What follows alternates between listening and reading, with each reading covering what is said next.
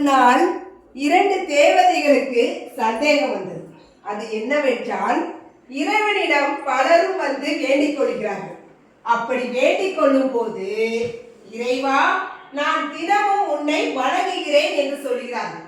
இதில் உண்மையான பக்தி உடையவன் யார் என்பதுதான் அந்த சந்தேகம். நேராக இறைவனிடம் சென்று தேவதைகள் சந்தேகத்தை கேட்டனர்.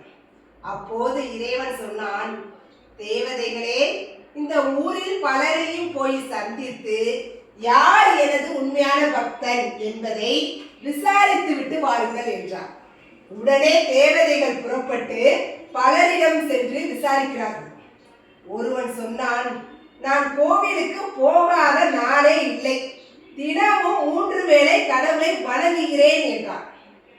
இன்னொருவன் சொன்னான், நான் வெள்ளி செவ்வாய் கிழமைகளில் கோவிலுக்கு போவேன் என்றான்.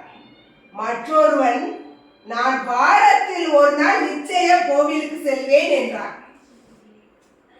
அடுத்து ஒருவன் சொன்னான், எனக்கு கஷ்டம் வரும் சமயத்தில் கடவுளிடம் முறையிடுவேன் என்றான்.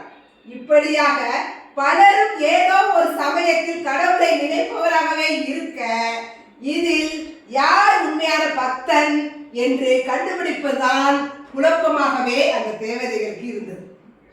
அப்போது அந்த வழியே அவசரமாக சென்று கொண்டிருந்த ஒருவனை நிறுத்தி, அப்படே, உனக்கு கடவுள் பக்தி உண்டா?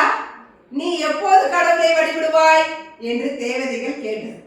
அதற்கு அவன் சொன்னான், எனக்கு கடவுளை நினைக்கவே நேரமில்லை, அவசரமாக சிலருக்கு உதவி செய்ய வேண்டியிருக்கிறது, நான் போகிறேன் என்று பதில் கூறிவிட்டு ஏழைகளுக்கு உதவிட அவசரமாக விரைந்தான். தேவதைகள் கடவுளிடம் வந்து நடந்ததையெல்லாம் சொல்லி விவரித்தனர். எல்லாவற்றையும் கேட்ட கடவுள் மௌனம் சாதித்தார். பிரபுவே, உண்மையான பக்தன் யார் என்று கண்டுபிடித்து விட்டீர்களா என்று கேட்டனர். அதற்கு கடவுள், கண்டுபிடித்து விட்டேன் என்றார். யார் பிரபு?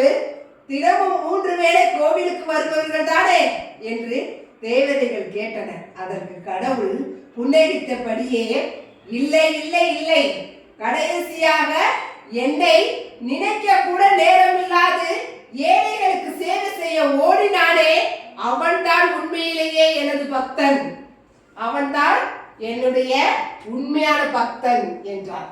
அப்போதுதான் உண்மை புரிந்தது அந்த தேவதைகளுக்கு. ஆக, யார் ஒருவர் உதவி செய்ய முன் வருகிறார்களோ அவர்கள்தான் வந்து உண்மையான பக்தன். மக்களுக்கு செய்யும் தொண்டு மகேசனுக்கு செய்யும் தொண்டு.